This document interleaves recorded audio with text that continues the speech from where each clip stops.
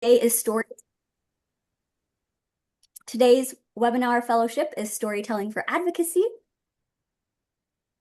and Logistics. We are recording this and we are also live streaming it to Facebook. And you will receive a link of the recording that will be uploaded to YouTube as well. You can enable closed captioning. Please share questions you have in the chat. We love to have discussion going in the chat. Just any feedback you have, thoughts that are coming up for you as folks are presenting. You can also raise your hand and we'll take questions at the end.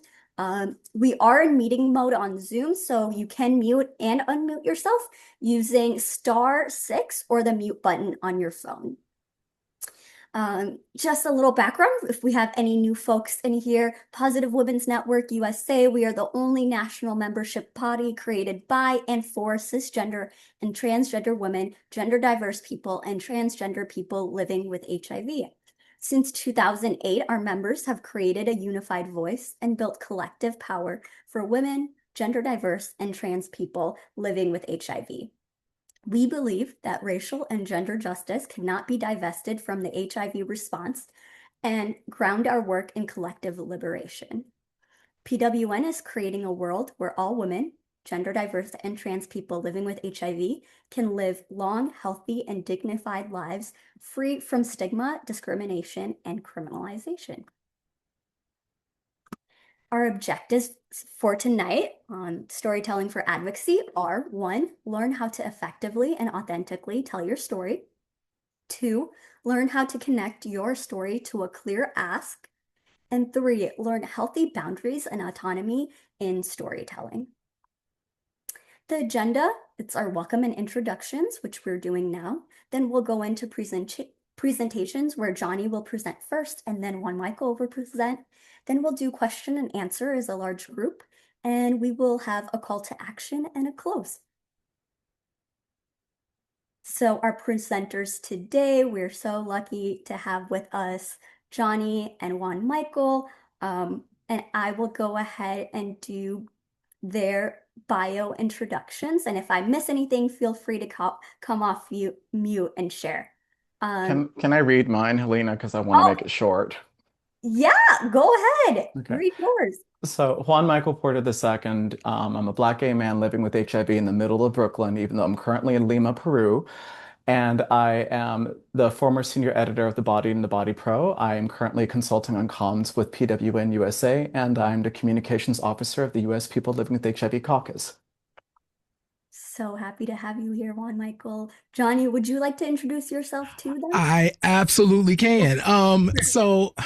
Hey everybody. I am eternally grateful for PWN for this invitation and being here once again to talk about storytelling for advocacy. I may introduce myself. Look, I'm trying to present. My name is Johnny Cornegay. I serve as Deputy Director for Strategy and Impact with the Counter Narrative Project. Short version of my bio is that I am a artist. I am a podcast consultant, podcast producer, and just an all-around person who loves to see people achieve their dreams. So if you have a creative goal, I like to help people achieve those goals. And I'm here representing CNP and my role there, and so excited to be here and talk about this topic that means a lot to me. Thank you both so much. We're so excited to have both of you here today. I feel like it's going to be such a fruitful discussion. And I know, Johnny, you're presenting first, and I know you would like to share your slides, so I'm going to go ahead and stop sharing my slides. Wonderful. Thank you so much. I am off mute. Excellent. Well, once again, thank you all so much for being here this evening. We will have some time for Q&A at the end. I am going to try to not look at the chat. It is easy for me to get distracted, and I will see something and I want to respond. So I'm not going to do that. But definitely any questions that you have, certainly we'll make sure that I get to anything that's for me specifically towards the end. So, but we're going to talk a bit about storytelling for advocacy from the CNP perspective. And we're going to walk through, I'm going to tell you all a bit more about CNP. We're going to talk about CNP's storytelling for advocacy. We're going to share some examples there. We'll talk a bit about the four types of storytelling and why that matters for everybody here. Some considerations to consider when storytelling for advocacy. I have some messaging tips that we'll share. Advocacy in the misinformation and disinformation age. We'll talk a bit about that and develop a 1-minute script. I have a really cool tool that I'll share in addition to some free tools that I will talk about at the end of my presentation. So first and foremost, CNP, we're a narrative change organization. We stand in the tradition of James Baldwin, Essex Hemphill, and really movement leaders that speak truth to power. What's really important for us is definitely focusing on countering and shifting narratives and standing in solidarity with all movements committed to racial and social justice, with a specific commitment in advancing Black LGBTQIA plus acceptance. That's really important to our work. The problem that we solve is really twofold. CNP believes that bad narratives create bad policies, and that if we control our narratives, that we can shape our destinies. And so all of you here are doing that with the work that you're doing. So that's really important to what we do at CNP. We do our work at CNP in 3 different ways. We produce original content. So we have our platform called The Reckoning, which is, of course, includes written articles, which includes a lot of storytelling, as well as our YouTube channel, and our podcasts. We also have our CNP Media Fund, where we build the capacity of media organizations, storytellers, and creatives, to combat HIV stigma, as well as anti-LGBTQIA plus sentiment. And then we also have our Narrative Leadership Institute. There are some folks in this room that have taken classes with me as part of our Narrative Leadership Institute. And that's when we train advocates on how to tell your stories in different ways. So we've done documentary film, podcasting, content creation, all types of stuff. So that's the way CNP does our work. So we are going to get right into some examples of what that looks like from the CNP perspective. Here's the way I want folks to think about this part of the presentation.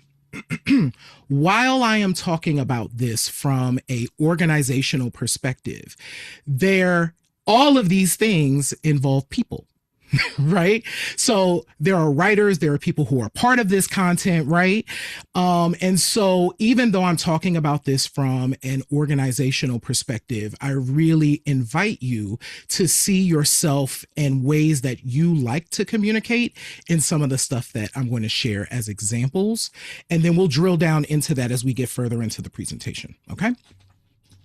So I mentioned The Reckoning just a moment ago. This just gives you an idea of some of the different stories, and there are hundreds of stories on The Reckoning at this point, but some of the different conversations that we've had, particularly as it relates to HIV. And we've done that in a lot of different ways.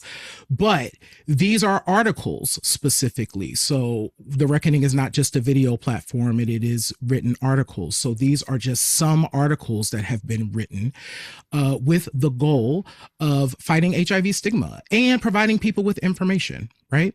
So that's one example. Our CNP Media Fund, once again, our newest example. This is where we build the capacity of media organizations and creatives. The goal here, reduce HIV stigma by amplifying stories. And the way that we do that is by funding individuals to tell those stories. So another way of storytelling and advocacy. And last, that I'm going to share here is our award-winning, actually, program called Revolutionary Health. Revolutionary Health is a YouTube video show where we have told a number of stories about the lives of Black gay men at the intersection of all of our different intersections, and just highlighted some of the different stories that we've told about HIV there. I do have there on the side a quick video, but I have another one at the end. So I'm going to save it because if I play this one, we have another version of this that we'll talk more about at the end. So I'm just going to hold that one and move forward because I want to make sure that I have some time to really dive into some other things here. So let's talk a bit about storytelling for advocacy. I'm going to share a quote first. And then I am going to ask folks to kind of sit with where you are in not just your story and how you've been sharing it, but how you want to be able to tell your story. So I want you folks to sit with that for a second. But I have this quote here from Naomi Watanabe, and it says, "My story isn't just made up of my singular life experiences. Everyone's tales blend into mine and become part of my story. These tales from others can help us find purpose and bring fullness to our lives if we choose to learn from them.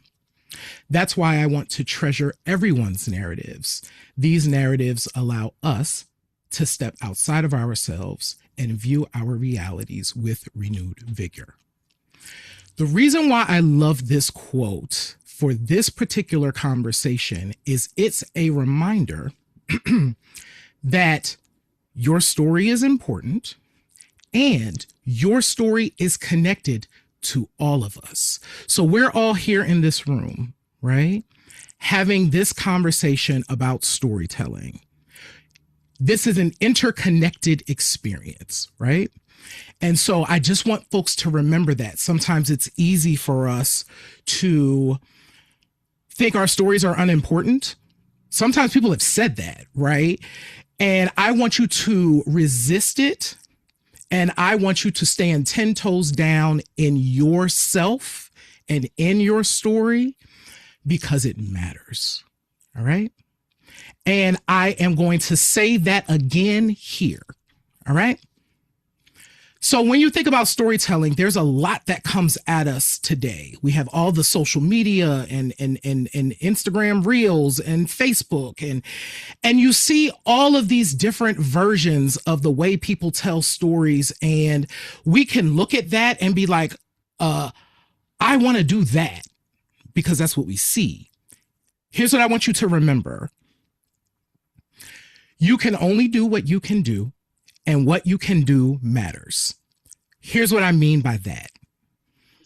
We're all starting somewhere. There are going to be things in this moment that you're like, I aspire to that, and that's okay to aspire because I want you to get to that place, but I want you to also recognize that everything you're doing right now and everything you're saying right now is really important. Okay? What you can do now matters. Okay?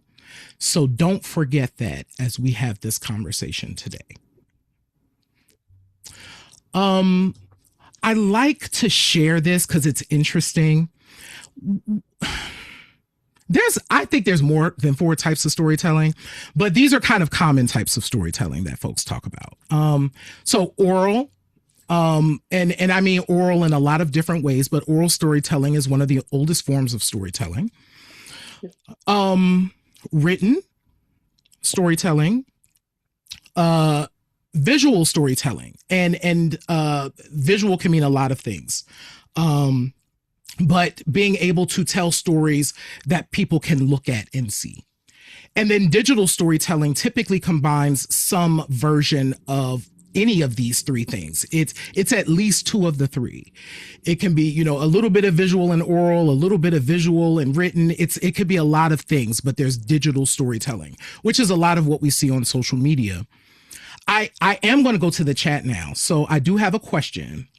Just looking at these, what type of storytelling is most attractive to you? And you can just drop it in the chat. Are you an oral person? Are you written? Are you visual? Are you digital? Okay, I'm seeing some writtens. I got some oral. Okay. Oh, I love this. So here's why I'm happy that we're doing this, right? I want everyone who's participating in this webinar right now to also look at the chat and see what other things people are interested in doing, because this is community right here. So if you're interested in a thing, or you're interested in collaborating with someone on a thing, because we're about to talk about collaboration in a minute, you have the community to do that right here. But I love this. There's a bunch of different versions of storytelling. I see a plethora. I like a plethora of things in the chat. So thank you all so much for participating in that exercise. Okay. As we talk about advocacy, storytelling for advocacy specifically, I like to think about this. It's easy for me to think of things in like questions and steps. So I like to share this with folks. So I first like to think of, okay, so what is the goal that you're working towards as like the main thing? Asking yourself that question, or being in community and having that question be there, or having that question be answered, helps to be able to determine if you even have a story here, if you have a story related to that thing, or are you going to approach the storytelling in a different way? Just because you may not have anything that directly relates doesn't mean you don't have a story to tell. You just may not have a direct story to tell as it relates to that thing. I'm sure you got something, right? So what's the goal? Number one, we just talked about what method of storytelling works best for you. There are people who storytell in a lot of different ways, and some of it just may not work for you, and that's okay. Your advocacy can show up in a lot of different ways, right? So for me, one of the ways that my advocacy shows up is this. I love this. I love doing this. I love taking things that I know and that I can teach and then helping people to learn those things. It's one of the ways I love to use my advocacy in community. So what method of storytelling works best for you, and be okay with what that is? So as you get into this, if you are thinking about storytelling as it relates to advocacy, right? Why this story and why now? You don't have to tell every story every time. You don't have to tell the same story every time, right? Because we're human beings and we live life, and you have many life experiences, right? So as you're thinking, okay, so what's the goal? What works best for me? Why this story related to this thing? How will this connect with the person that I'm speaking to, or the group I'm speaking to? And we'll talk about tailoring in a second. This question is really key. One of the things I think is key for at least me. Are you sharing factual information too? We live in a space right now where it is easy for information to come at us, and then we have to parse through it and be like, is this true? So, and that can be a couple different things. It can be true if it's true to your experience, it's true, right? But if it's information that's coming in, is this factual if I'm going to reshare it? We'll talk about that a little bit more in a second. And then last, but what's your ask? Sometimes 1 and 5 are the two main things you got. And then that helps you to do all of the rest of these things.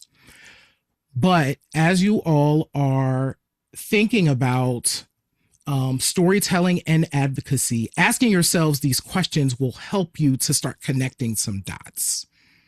And it will help you to structure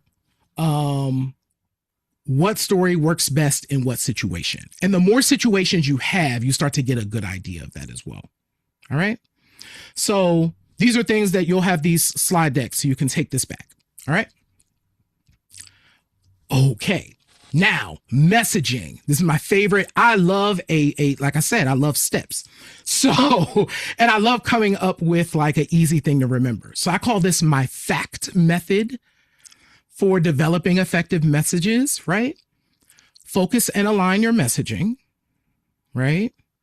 So that thing you want to share, that story you want to tell, focus and align that. How is that related to this thing that we're about to do, right? Accuracy of information is the key to building trust. Is this accurate? Like, is the stuff that I'm going to add in here, is it accurate, right? Collaborating. We're all in this room together, right? Collaborate to maximize your impact. All right. If you could take that message and it multiplies tenfold because multiple people are communicating in your own different ways, that's great. All right. And then tailor that message for both your audience and the platform, right? What is appropriate on Facebook might not work for Instagram. What works on Instagram may not work in person when you are talking to an elected official. At least not in the way you communicated it on Instagram, right? The message may work, but you may have to tailor that message so that it lands, all right? The how you do each of these things really goes back to what you like, what's your method? Like, who are you? What can you do? Like, what do you do right now? So how you do all of that stuff that we just talked about really is you leaning on your strengths, whatever they are. All right. I can't tell you how to do that. But what I can tell you is when you lean on your strengths, you're going to be good. All right. So amongst all of this, we are in this moment in time where we have access to a lot of information that is coming at us from a lot of different places. So I'm going to share a couple quotes. One of the drivers of decreased confidence in the political system has been the explosion of misinformation deliberately aimed at disrupting the democratic process. All right. That came from Brookings. That was in 2022. Okay.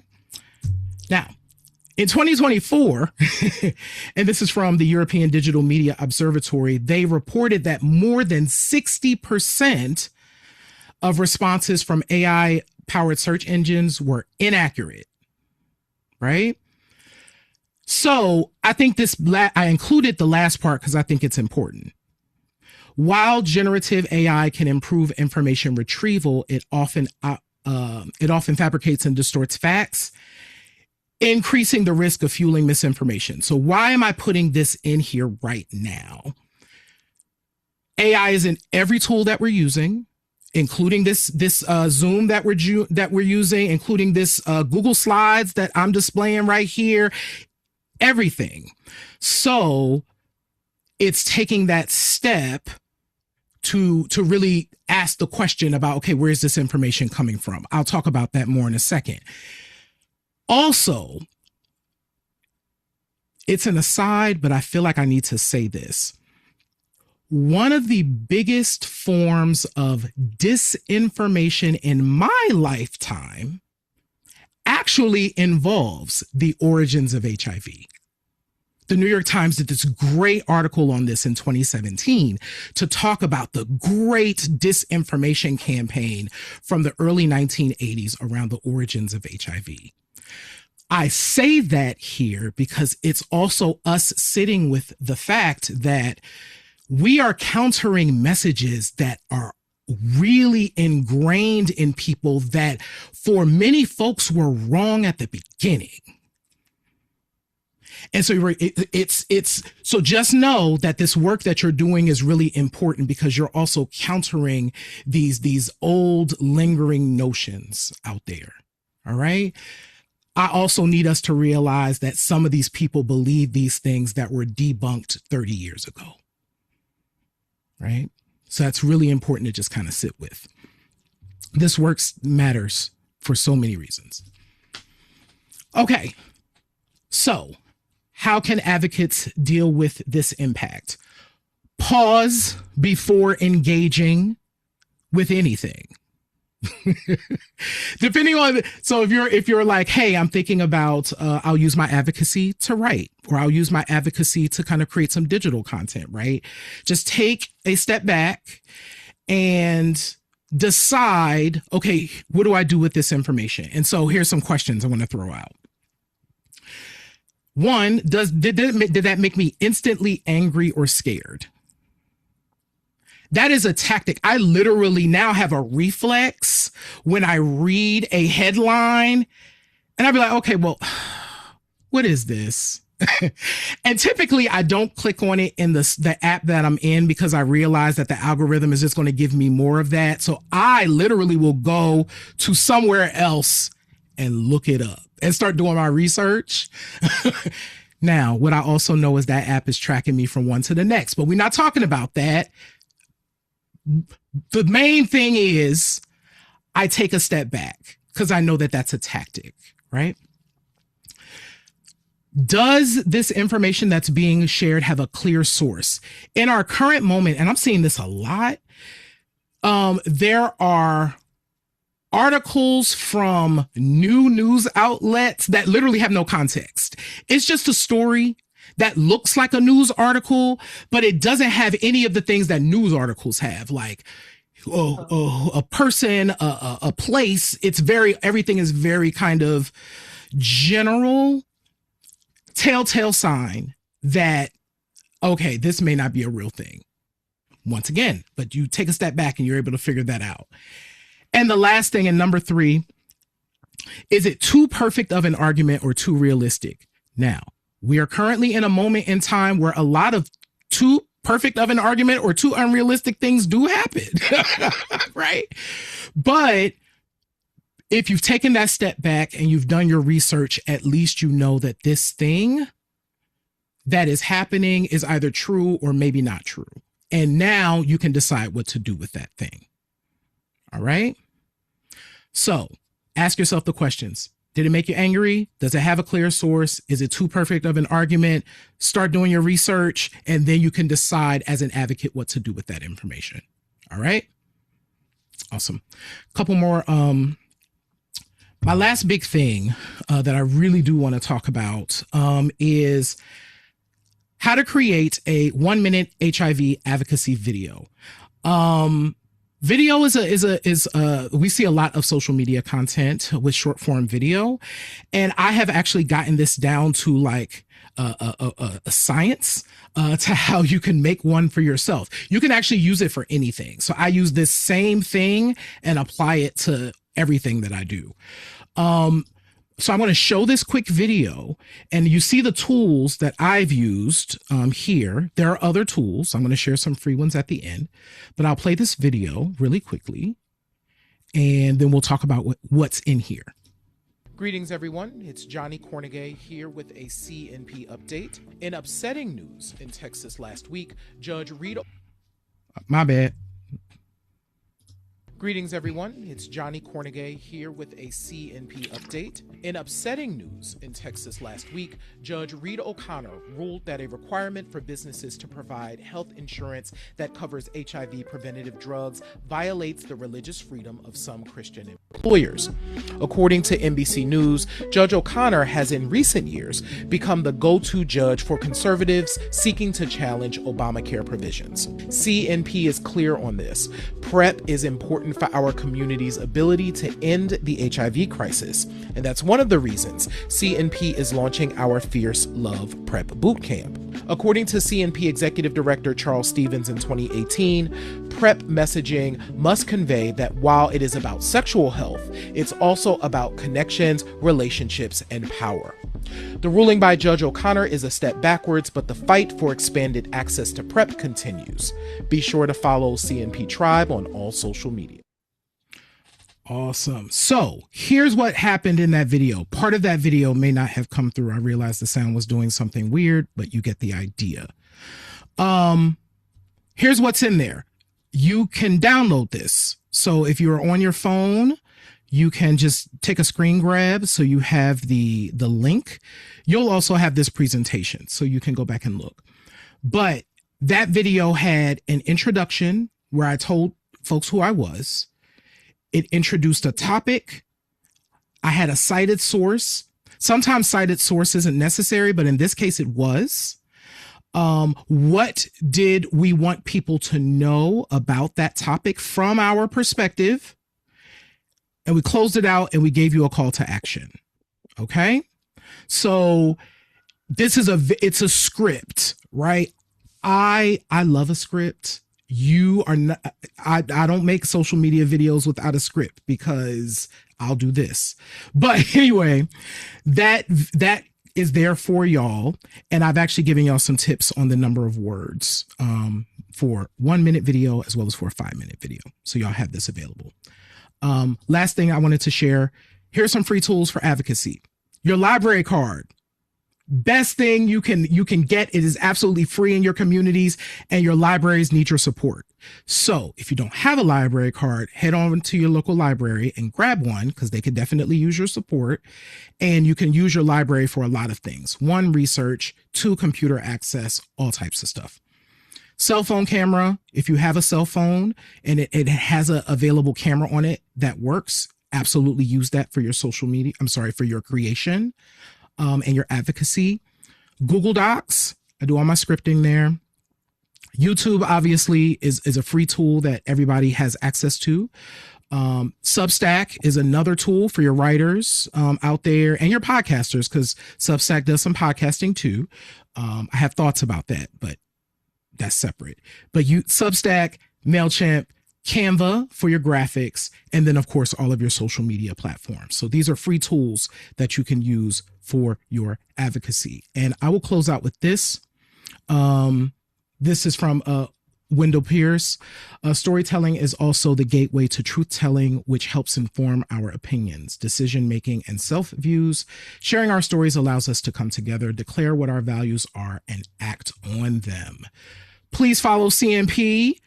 Sign up for our mailing list. I saw somebody in the chat signed up for the mailing list. Thank you so much. We're at CMP Tribe on social media. You can read The Reckoning and definitely subscribe on YouTube.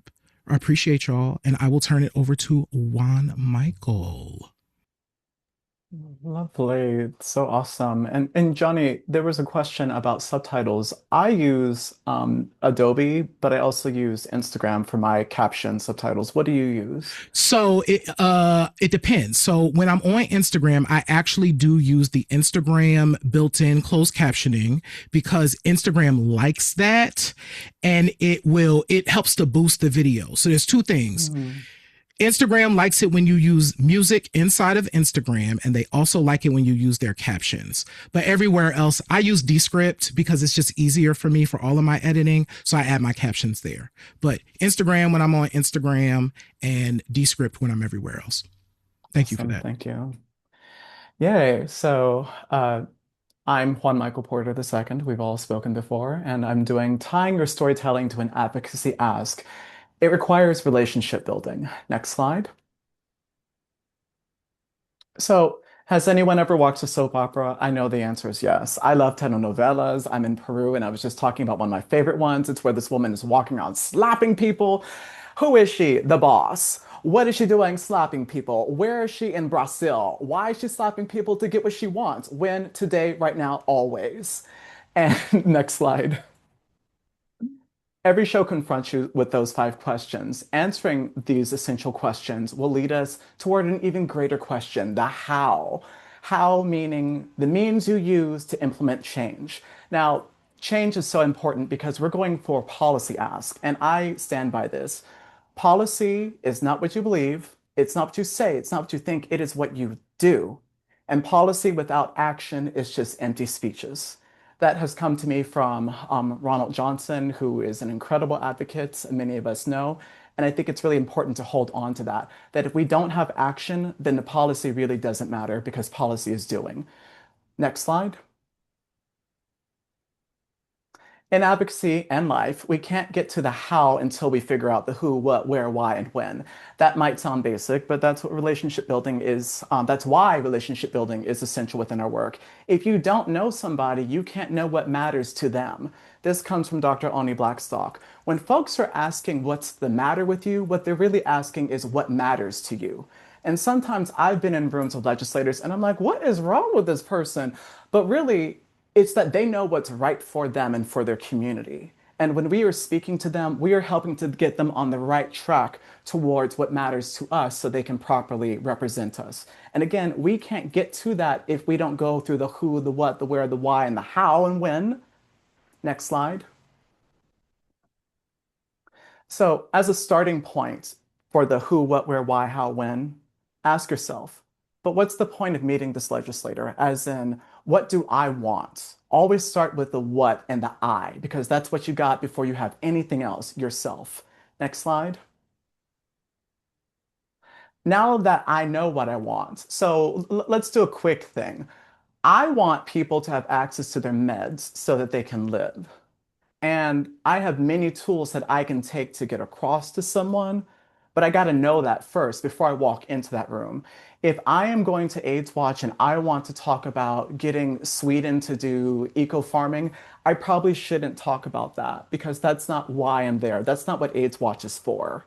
And I think Johnny did a really wonderful job of speaking on that too. The purpose, what the platform is, why you're in that space. But since I know that AIDS Watch is about HIV, I know that I can go into that room and talk about that. So then the next part is, do I know what they want? Have I done the relationship building to figure that out? And what do they get out of helping me? I and many other people will tell you my vote or me not going after them and tearing them down, but we can move forward. Next slide. Knowing what you want, what do they want? How do I figure these things out? For yourself, you sit and you think about it. If you are going to AIDS Watch, you've thought about it for a while. Otherwise, you wouldn't have booked that ticket or like applied for a scholarship to get there. It took something to get there. So stand on those principles of what matters to you. Not what's the matter with you, but what matters to you in your community. Now, when it comes to figuring out what they want, hint, a quick study session always helps. Visit their website. They literally send out press releases all the time that tell you what they're doing, not what they believe, but what they've done. Oftentimes it's in response to something that a constituent has written in, and they'll tell you, we helped so and so get Medicaid because that looks good in front of other people, and they want you to know that they're taking your concerns seriously, so you vote for them again. So again, congressional website and press releases. Even go to the website and do a search. I've gone in and typed in HIV to see what comes up. You're like, what have you said about this? That tells me a lot about how they're engaging with this issue that matters to me. You can also search what they've said about those issues to figure out what they care about specifically. Next slide. And I should add that when I'm visiting those sites for my particular thing, I am looking for, okay, if HIV matters to me, I want to know what they've said about that. And that does a really great job of bringing us into alignment before we even meet to figure out how we're engaging with this. So an even better way of figuring out what matters to someone is read the opposition research and negative coverage to see what's been said about them. Folks like to talk. And if you're reading something negative about someone, that gives you a clue about like, ooh, this is a sensitive issue for them. Like Chucky Schumer, he don't like it when people say that he's not doing anything. It really like gets him angry. And so you know not to go in and talk to Chucky Schumer's like aide and be like, Chuck hasn't done anything for it because that aide will like start to twitch and look at you all kinds of crazy. But if you know that he is sensitive to that and his office is, you know that you can actually speak to the things that they have done so that when you're going for your policy ask, that it's actually building on something that they're doing, or it's not asking them to replicate something they've already done. Because that matters to them, but what else matters to them? Also, read how they got to where they are. Next slide. The biography of everyone. This information will answer what they care about, where they come from, how they got where they are, the time it took to get there, who inspires them, and why they're so driven. So, Chucky Schumer, he was at a meeting for the New School of Milano, which is the School of Policy at the New School in New York. And he gave this speech where he explained that whenever he has a complicated issue, he talks to Mr. Mom and Mr. Dad in his head. And he says this thing to them, and if it makes sense to them, then he will follow through with it. But if it's too complicated for them, he won't move forward. And that told me a lot about this man. He sees things in very simple terms, and when it's too complicated, I need to speak to him in equally simple terms so that he's receptive to it. And if you look at like comments that Chucky Schumer has made throughout the many decades that he's been in office, you'll actually notice that that is how he operates. And it will give you a good hint on how to engage someone like him, as well as any other legislator, so that you know where they're coming from and how to engage them so that they are in alignment with what you actually both want. He doesn't know that he wants what you want. Our job in going to speak to him and learning about him is to tell him about that so that he jumps on board with our agenda. Next slide. In other words, the 5 essential questions that define who that person is will help you get to how you engage with them to figure out what matters to them so that you can talk about what matters to you and come into agreement on making things happen. Knowing this will help you determine how to engage them, is the simple way to put that. Next slide. I use this approach when advocating for the International AIDS Society to stop saying HIV-infected people and to call us people living with HIV. That was a change that the community had been demanding for over 40 years. This happened in 2023. It actually started in 2021, but it took being at a conference for me in 2022 and then hearing it for me to be like, what? And to write to their director of communications. I had a meeting with him, and his initial concern was not censoring people. And I was like, but you already do censor people. You don't let people plagiarize. You don't let people use the N-word, which in medical abstracts over 60 years ago, they certainly would have been allowed to do. So you are already censoring people. You're just not censoring their harmful behavior. And that is a choice that is not in alignment with the communities that we serve. But I also went one further with him because I did my research on this man, Bijan Fernudi, who is a very good friend of mine now. Bijan is Turkish. No, he's not Turkish, I'm sorry. Bijan is Persian. Fernudi, his last name, I know this. He grew up in Germany. I saw it in his bio. Persian people are often mistaken for Turkish people. During World War II, Turkish people rebuilt Germany and faced horrific discrimination there. So the last thing you want is to be mistaken for a Turkish person. I said to Bijan, as a Black gay man living with HIV, I can say this. When I hear HIV-infected people, I hear the N-word. And he went, whoop, because he doesn't want that. It's bad news, bad politics for him. And I said, I'm sure you know something about discrimination. How was it growing up in Germany being Persian, but everyone thinking you're Turkish? And it immediately ignited him. He immediately was like, oh my gosh, it was so unfair. It wasn't this and that. And he said, not that this should matter, but I'm not Turkish. And anyway, this shouldn't even be the issue.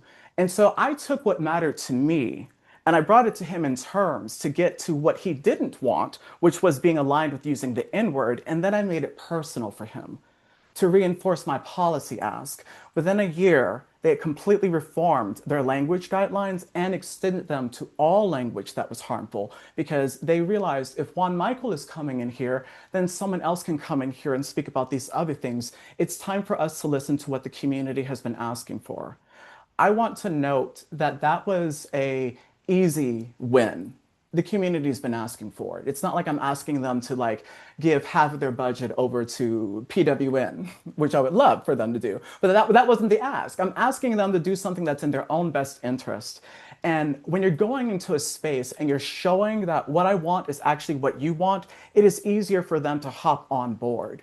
Because actually, they don't want bad news. They want the news that's going to get them reelected. Next slide. I also use this approach when I speak to any legislator about HIV or any other issue. So I tell them why their community cares about or fears HIV to remind them that we have to do something about it. I love this data point. I mean, I hate it, but I love pulling it out. By 1993, HIV was the leading cause of death of all US citizens aged 25 to 44. That is 3 generations of people. That is the future. And if we don't take care of HIV right now, we are going to be dragged back into the HIV crisis, and you will have caused it with your inaction. I've literally said that to people, and they just look at me like, whoa. And I pull it out. I'm like, it's the CDC. I'm not making this up.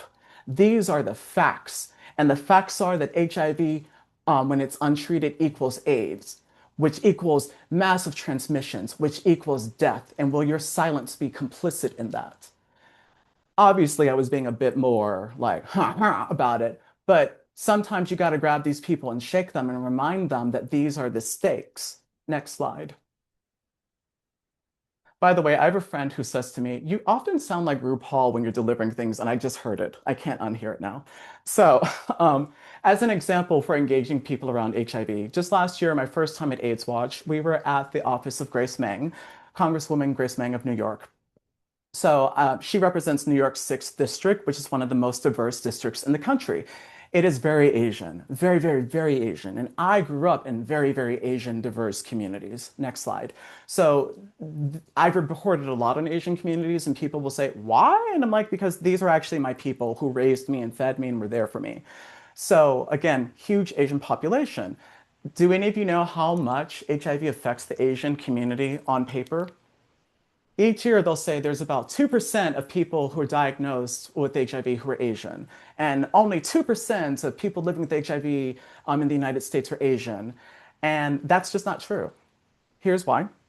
So, Asian people as a whole have the largest wealth gap discrepancy of any demographic because Indian people and Japanese people tend to have the most money, and then people who are Hmong and Korean at times have the least amount of money. And we track that based upon who's accessing food stamps and then the actual like tax returns. So that's how I got that information.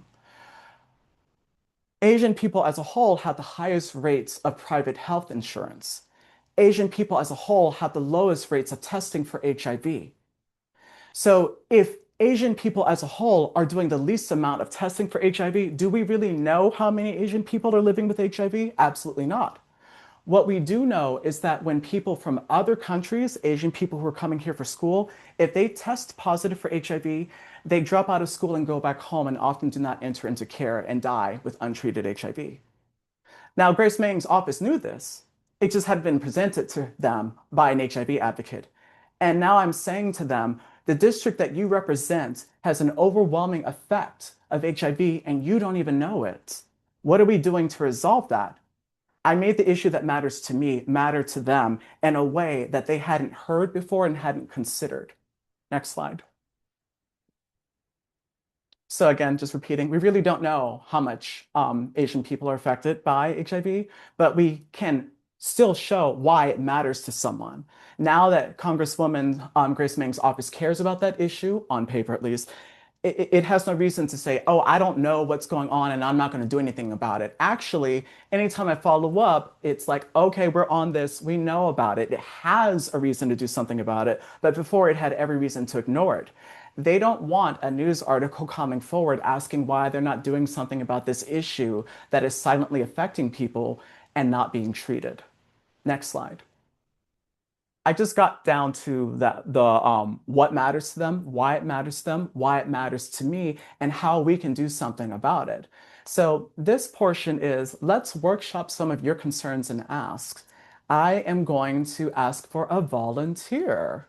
I'm not going to call anyone out because I don't believe in that. I mean, I do believe in it, but anyone want to come forward and say what your concern is or something that you want to talk about with your legislator? I'm going to start calling on people. I'm eating dinner, but I will share. Please. So Name, I would please. Dianye. I'm in Indiana. Well, I'm in DC right now for AIDS Watch prior to, but I really want to talk about how, young people, especially Black and Brown young people, our demographics are not, are the numbers are not showing the true diagnoses that we're seeing, right? Especially in our Black and Brown communities. There's so many young people that are living with HIV or are, unaware of living with HIV, and that we're not seeing those numbers. It's really hard to find those numbers. So I really want to, see some investment in research and see some, around education and, prevention and all that good stuff. This is something that I do plan on talking to my two Republican lawmakers about, but I'm curious how to address that, if you will. Absolutely. So we don't know the precise number because those numbers are reported late, but we do know that people aged 16 to 25 had the highest rate of syphilis and chlamydia out of any other demographic. They represented 52% of all people diagnosed with syphilis, I believe, in 2023. And because HIV and other STIs travel in networks, it is likely that many of these people who are testing positive for syphilis are also living with HIV. They just don't know it because they opted out of testing for HIV, but they did opt into testing for syphilis. And now they're living with a health condition that is going to affect them and also affect all the people who they love on because they don't realize that they are affected by it because they don't realize that it is a problem. And it goes beyond your politics. It goes with anyone being young, because we've all been young, we've all had fun, but we have not always had the access we need to protect ourselves. And so are we going to say to someone they should live their life right? Or are we going to say they're just doing what I was doing when I was their age? And I want to make sure they have the best chance at living, not just getting treatment for syphilis and getting over it, but getting treatment for HIV so it can be stopped as the science shows us, and they can live the long, healthy life they deserve. That's one way to talk about it. But that data point around say that. but really, that data point around syphilis and the youth and who's affected by it, you don't need to know how many people have been diagnosed by HIV.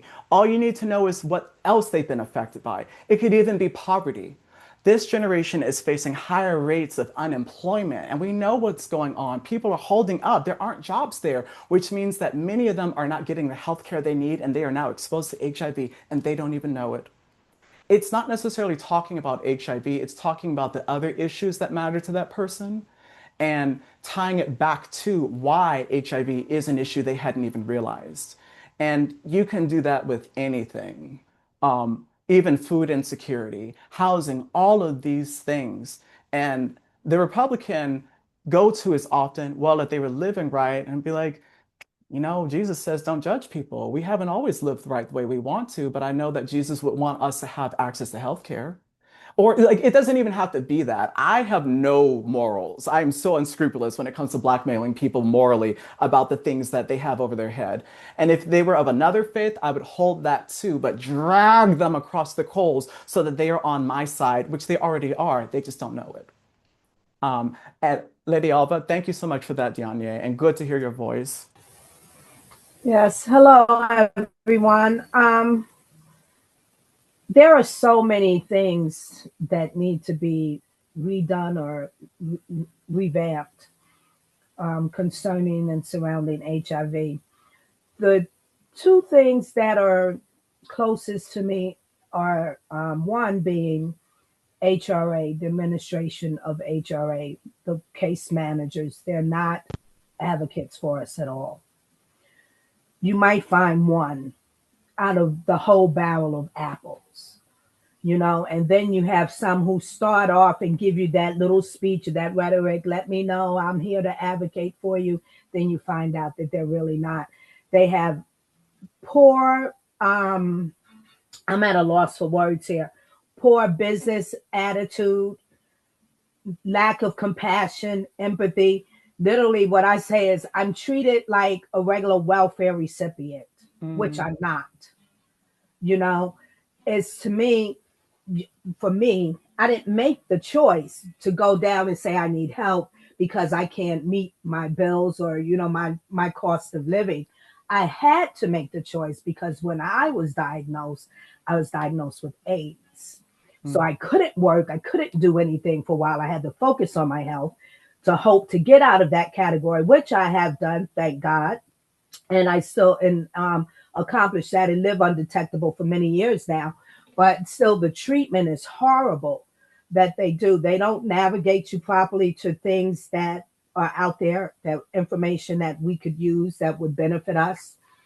Very rude. I've been hung up on the phone. So I want to talk to legislators about that and to consider that these workers need to have more of a, I'm kind of emotional about it. I know you guys can hear it in my voice, but these workers need to have more of a bedside manner, like your healthcare professionals. They should be trained that way because this is healthcare for us. It is all across the board. When we're eligible for housing, our nourishment, all of that is nourishment for us in healthcare. As a human being, minus living with HIV, all human beings, we go through trials and tribulations in life, but it's a stronger impact when you have HIV. to navigate through these things and to be treated in such a way. And it's almost like they treat you to leave you impoverished. That's also what I would like to see done, to elevate it to where we have incentive programs, to where for some of us that can go back into work, fine. Some haven't been back in work, but maybe want to. Well, what does that look like for a person? Can I do it? For me, if I get back into my profession, why would I want to go to work for something that's not going to earn me, that's going to earn less than what I'm used to earning with my profession, or that's going to just not be enough, like, and really exhaust myself mentally and physically. You understand? Is for some people with other chronic health conditions, those things matter. Is it worth to go and make a minimum wage that you're breaking down your body? And what? How long are you going to make it at that? You know, but then do you know if you can make it back into your career or the workforce? What if you can't? So I think we should have incentive programs, which I think of it as, in comparison, like the ticket to work program, which is what people on disability are offered. And to have like up to your disability, if you have it, will not be affected for up to 9 months. Really, it's a year, because they give you at least 3 months to get into once you get the job, and it won't be affected. So whatever you earn, you get to keep that plus your disability. Then after that, if you continue to work, and depending on what you're earning, then your disability may decrease. Lady Alba, I have to take back from you, but like I want to actually get to like responding to you so I can move to the everything else. And everyone else with your hands raised, I'm going to get to you after I finish my session with Johnny's assistant. But I want to say with this, no, it's not about long-winded. It's about making sure I actually get to answer you with this. Because your point that you just made is actually, you showed an example of what works. And a lot of times these legislators don't even have an idea of what it might look like, but there's a clear example there of this program that works and it has success. It is funded and it has the metrics that show that this is possible. And I think that going in with like, this is how you do it, here's what we're doing over here, let's actually just scale this up and continue this with the same community, helps people. And I want to note that a lot of times legislators will come back to you and say, oh, well, that's just going to get people on the dole and they're going to take advantage. And I'm sharing this article that I published when I was senior editor at The Body, which was about North Carolina and their resistance to expanding Medicaid.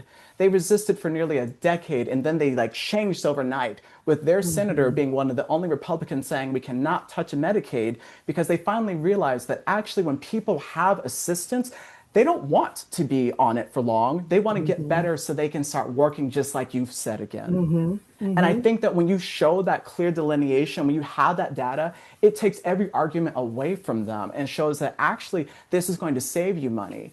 It's sort of like people who are like, let's arrest folks and put them in jail, which comes at a huge cost to taxpayers, instead of resolving the issue that is causing people to need to steal food in the first place. By addressing those things, you actually give them a solution. And to the point around HRA workers not being professional, document every single thing that has ever happened to you and people in your community so that you have a file. Date, time, occurrence, everything repeated. Also note the fact that a lot of those offices are open air, that you don't have any privacy, so it's a HIPAA law violation. All kinds of violations, and being treated unprofessionally and not resolving the issue, and they're wasting taxpayer dollars. It's going to them and showing that actually they're incentivized to do this work so that you're not being harmed, but also you can get up the care you need and get up out of there without having to stay too long, so that you can live the life that you deserve, just like any other U.S. citizen. Yes, yes, indeed. One other thing amongst many, but this one other thing that is recent, that actually lived experience, and I'm not certain if it's all across the country, but what this administration has done, whereas if you are victimized fraudulently with your SNAP benefits, you have no help being a victim. And I couldn't believe someone actually, I don't know who did it. I don't know how many people. I don't know. All I know is last month, 4:15 a.m. to 4:30 a.m., the date that my money comes in, 10 transactions, wiped out all my EBT. I didn't find out until that day in the evening when I sent my son to the store. he comes back and says, "Mom, why are you sending me to a store with no money on it?" What? So anyhow, from that, I learned that no, they're not going to replenish that. They're not going to refund you that. So I get victimized and I get no help as a victim. That's amazing. That's really wild. That So, sounds like I just want to say that's a yeah, news story it because if this is happening to you, it's happening to other people. absolutely. And this is what I learned from the case manager too. So there's nothing that they can do about it because the administration passed that policy that they're not going to refund. Now, if it's on the cash side, they will refund. But here's Oh, the deeper thought that I had from this experience, and it connects to what you were saying as far as the medicines and things that they're doing and taking away. This will send people living with HIV into poor health. We need food to nourish ourselves. yeah. It's also going to make some people criminals because you got to eat. Who can, not everyone has cash to cover that for a month of no cash of food. So what do you do? But I just can't believe it. And that should never be done. Now, if they need to do it because they're dealing with the belly of humanity, the people who do wrong with things, but I'm saying, and I'm going to segregate it here. You can't do that with people living with HIV. Right. Mm-hmm. And I have to move forward with my slide, but we're going to come back to this. And I also want to put in my email in the chat just so that, if we run out of time and you want to talk, I'll be on the ground in DC, but, connect and let's resolve these things together. Thank you. Next slide. I'm almost done and we'll have our Q&A for this. So what to avoid? I call it poverty porn. People don't like feeling sorry for others. It makes them feel badly and they want to avoid you. And that's exactly why I said, Lady Alva, go with what's working because that's what they want to hear. They want to hear not just what's wrong. They need to hear what's wrong, but they also need the sprinkling of what's right. And when I'm talking about poverty porn, I'm talking about people who are asking you to feel sorry for them. You listen to Lady Alva come in with all their anger that was righteous and that said this isn't right. I can't feel sorry for you. I feel afraid that if I don't help you, I'm going to get something that I don't want. And it's important to have that for people, that they're not in a place where they're looking down on you, but that you're coming to them from a place of power. Remember, you're a winner. Let's all win together. Next slide. If someone tries to call you an AIDS victim or frame you as a loser, stop the meeting. Tell them they've stigmatized you. Get up and leave. Next slide. If you have the energy to do so, pull out your phone, record yourself, and say this to them. Why do you hate people living with HIV? Why are you calling me an AIDS victim? Who are you talking to? Then leave. Don't even give them a chance to respond because we don't need their response. What we need is the documentation of their horror show, and that will do more to them than anything, any empty promise they could ever give you. Next slide. And I want to say that to my gender diverse and trans folks. Don't let anyone treat you poorly. We're not here for it. We can step out. We don't have to pull up on them like I would like to, but we can remind them who we're not, which is not their victim. Never allow anyone to define you by your health status, especially a legislator. They work for you. And while we respect them as people, we will not suffer disrespect. Remember, you are whole, you are a person, and they are not to treat you as anything other than. Next slide. If someone tries to negate your experience, for instance, another advocate, usually a man, say, I'm glad this hasn't been your experience. Back to my issue. Reframe. Don't let anyone get you off. Don't even respond to them. They're not in the room. They're empty air. Literally over there. Well, that's not my experience. Oh, that's cute. So anyway, as I was saying, keep it moving. Next slide. If they continue interrupting, ask to speak with the office at another time, perhaps back home or on the phone. Get their card, get their information. Ignore that other person like they are not even there. Like, ooh, there's so much noise in here and bad air. Let me get your number so we can talk when there's less cacophony. Don't let people distract you or derail you. You've got a mission. And we're going to follow up with them anyway. You're not to be distracted by nonsense. And by taking charge, you'll show that you're serious. Next slide. Johnny, time to answer questions.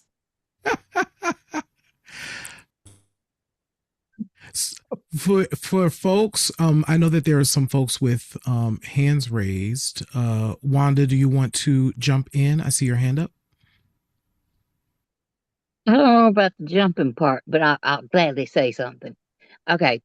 My hand was raised at the time when Juan Michael was asking about the most prominent number of persons contracting HIV. I would like to put an addendum into that. I agree that the young persons, particularly young persons of color, particularly if they're in the South, which is where I'm at. I'm in North Carolina. Juan Michael, thank you for writing that article. I will be reading it. Also, our seasoned folk, okay?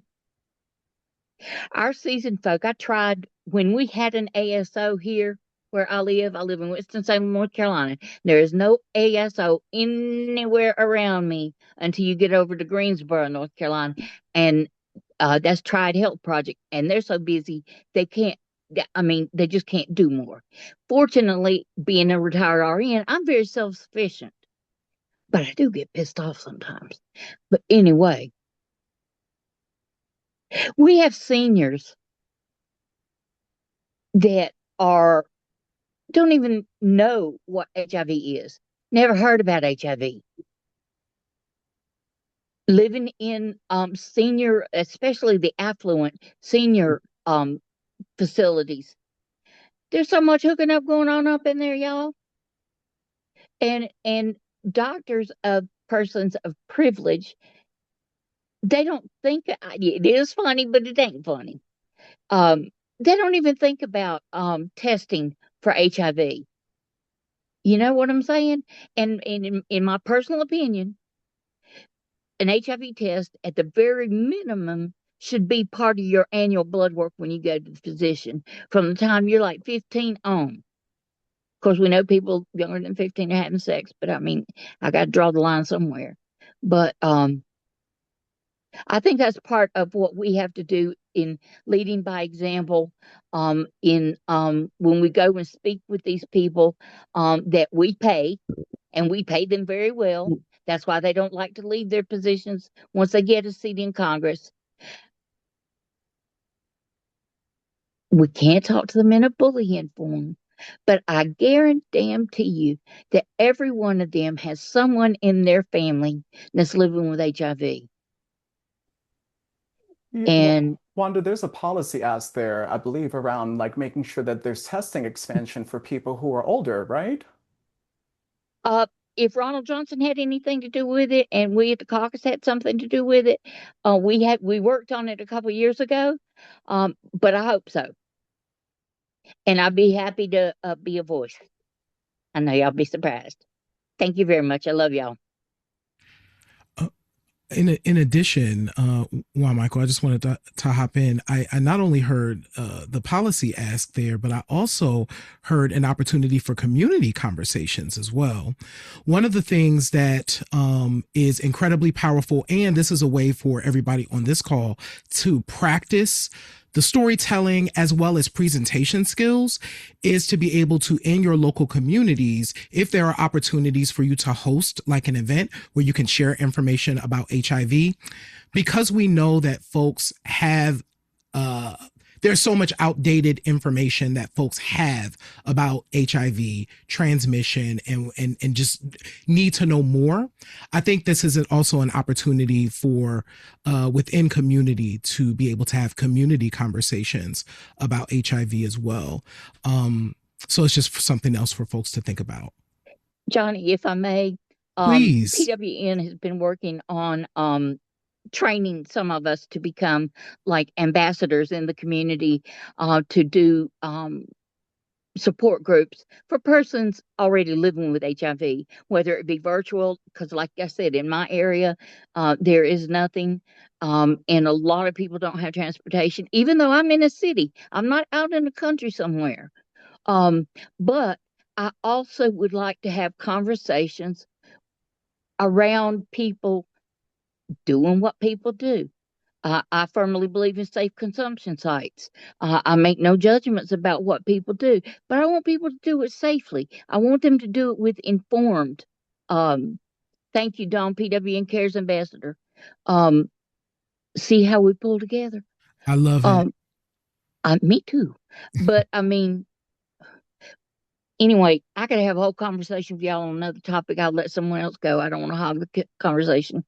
Wonderful. I see a couple more hands. I see Marcia and I see Tyra. So we'll do Marcia and then Tyra. Okay. Hi, I'm Marcia Gillette, and I actually have a question for you on. That is, I have had the privilege of working with a different population. So now I'm not just advocating for HIV, I'm advocating for my patients. And their problem is actually more exaggerated than ours because they don't have Ryan White and they don't have Hop1. But my patients are they're uncontrolled diabetics who have no insurance and they are dying because they don't have housing, they don't have Medicaid. Would it be beneficial or would it be confusing to bring that up? 1046 near USA. What is that? Yours covered. I think someone, yeah, thank you. So someone was on, they just muted themselves. Thank you. Okay. Yeah, I don't know if you heard me with all that, but I just missed the last part. Okay. I was wondering, would it be confusing to bring up the fact that I guess where I'm going is I was at the grocery store one day at Dollar General and the lady just randomly said, I work full-time here and I'm going to have to get another full-time job just to pay the rent. And I'm seeing where due to gentrification, they're tearing down houses and they're not really replacing the housing. They're actually, it feels like they're doing away with housing for people who are low income completely. The back. And housing is health. So I feel like when I go, that just advocating for HIV is not enough because I feel like there's so many others that are dying today because housing is health and they're not getting it. So is it confusing to bring up the other stuff or should I just go to HIV? No. And I mean, Johnny, like I'm curious for how you feel about this, but like this is generally a HOPWA issue, and like Yep. The reason why I say it's a HOPWA issue is that we know that without housing, people can't live. You'll die of exposure before you'll die from untreated HIV. You'll die of starvation before you'll die from untreated HIV. We have to treat the whole issue, the whole person. And I think you can also point to the fact that homelessness is one of the highest indicators of acquiring HIV and HIV transmission. So it's not confusing. It's really about how one does it and like just being really clear on those data points and getting to the point in the issue. Because I think that a lot of times it's made confusing because the person can't hear what the clear ask is. Johnny, would you say more on that? Yeah. No, and Marcia, I don't want to. I want to make sure you have an opportunity. Did you have something you wanted to add before I? Oh, I just want to say your answers are real live events because I just met a candidate who wants to replace Tommy Tuberville. Everybody knows who he is, the airhead that is a senator for Alabama. And I met him at church, and I'm literally setting up a meeting with him to discuss this because I feel like if he's a candidate, that's the best time to get him because he's motivated.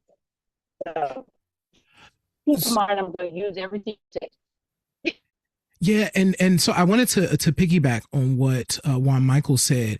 I also don't think that this is at all confusing or off base. And maybe one of the things, Marcia, that would be helpful for you, I'm not sure what your favorite kind of method of storytelling is, but it is okay to have notes and things that you need to hit to make sure that you are clearly articulating how, because we understand intersectionality, right? Because we're living. right? And so we have to sometimes help other people see how these things connect because they don't always do it. So so one of the things I would recommend is really being clear about drawing those lines and those in those intersections, and maybe it is having notes for you available so that you're hitting your points as you're talking to your elected official, and it keeps you on track. And that might be really helpful for you, but you're not off base in terms of these things being important across the board. And I think that gives you the power to, like, if someone's not hearing you when you speak to them, repeating the message to them over and over again isn't going to work. It has to take another form. So as Johnny said, there's different forms of storytelling. And there's also something to be said for building a coalition outside of that person. We know that we've run people out of office because they weren't listening to our issues. We know that people have listened to us when they saw that this was a big, like, concern for people, and it wasn't just one person talking to them. And I think that it's almost like you prove to them that this is the issue they need to pay attention to, not just HIV on its own, but housing and food.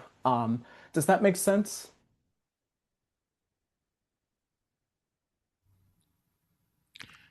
I think Marcia is on. There you go. Marcia, are you back? Oh, they might have. Dropped off. Uh-huh. Well, Tyra, I know that your hand's Yep. been up for a while.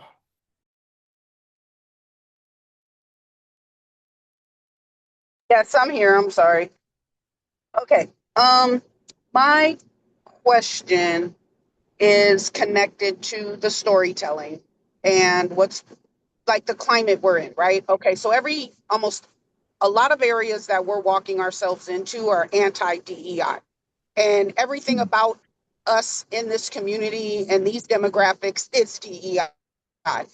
So, in the spirit of keeping with our stories and learning how to adjust them to where we're not like, what, in lack of a better word, we're not shooting ourselves in our own foot before we can even get started because they're listening for little trigger words that they've been implanted with, like, oh, if you hear women, if you hear Black, if you hear this, I'm just wondering if in some of these workshops, if we're like, have we touched on that? Like, is that a concern? Because especially when we're talking about data, when they talk about, oh, we're at a 80 something percent, or 90 something percent,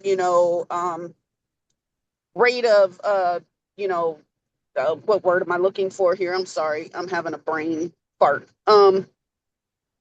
Diagnosis. 94% of the population is undetectable, right?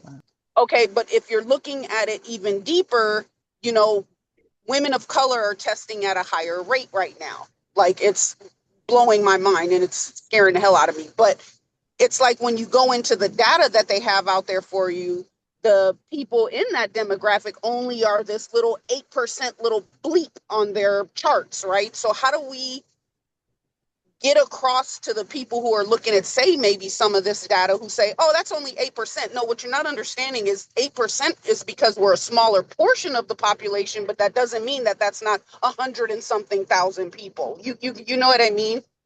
So it just kind of, I don't know how my question is coming in there. Like, I know it's there. I think you're asking, how do you talk about the issue that is important that they try to diminish in a way that they can receive it? I think that's what I'm saying. Johnny, did you? This is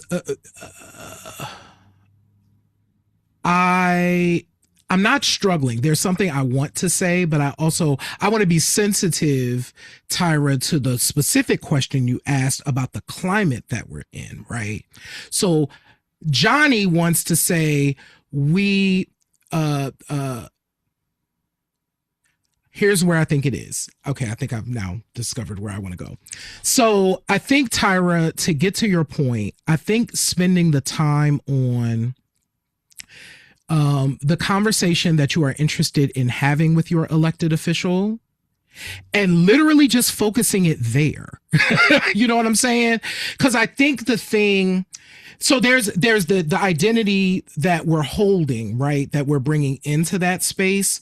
But I think it's almost like taking the conversation that you want to have and kind of going up a level, in terms of, okay, I need to talk about this issue. And who you're really talking about is how this issue affects constituents in your elected officials community. That's the conversation, and focusing it there. And it takes you out of the specificity around these identity components, because I think that's the question that you're asking. I'm not saying not to consider it. I'm saying hold it, but take the issue that you're interested in and go up a level. And I would say connect it there from elected official constituents conversation, if that makes sense. And just adding on to that very briefly, I was speaking to the Republican congressperson of Long Island, and I said to him, you know, you don't have high rates of HIV, but you do have high rates of hepatitis C. And the same way that folks, a lot of our veterans acquired hepatitis C is the same way that we acquired HIV back then.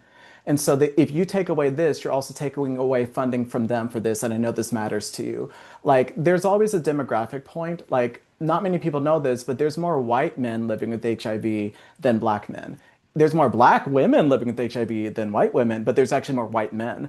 And bringing it back to them in a way that they can hear it, and again, tying it back so that if you say to someone that white men are in danger, a lot of Republicans will be like, what? Yeah. Thank you, Juan Thank you Michael. so much. We are almost at time, and I want to be respectful of everyone's time tonight. We will share out Juan Michael and Johnny's email so you can ask follow-up questions. We'll also send out the slides and a recording of this. So closing thoughts. Much gratitude to Juan Michael and Johnny. This has been a beautiful discussion. It's been incredibly rich. I've seen so many people engaged, and I have so many thoughts that I'm walking away with this from. So deep gratitude to both of you for sharing your time, space, and talents with us.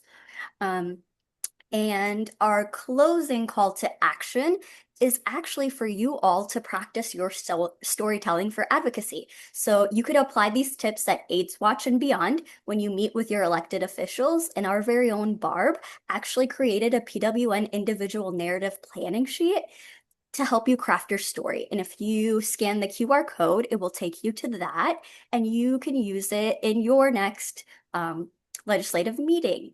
Thank you all for coming, and we hope that we'll see you next time for our Excuse me. Yep. Can you go back to the QR code, please? Yes. That was too quick. There you go. 1 second. Thank you. If someone from PWN could drop it in the chat, that would be very helpful. The link to the document. All right. And so our last webinar is going to be April 16th. It's ending HIV criminalization using abolitionist frameworks and advocacy. We can confirm that we will have Kamaria from the CERO Project, and we will have Jada Hicks from CHLP. And we're waiting on one more speaker. So we're really excited. That one we'll be doing lots of promo for. And so lots of gratitude for you all for spending this evening with us. I hope you found it fruitful, and have a great night and take care. Thank you, everyone. And as Helena said, if you want to send us a question, if you weren't able to get to yours, Susan, I saw your hand up. Please write us. We're always happy to engage, and see you in DC. Good night. Thank y'all. Good night. Rock stars as always.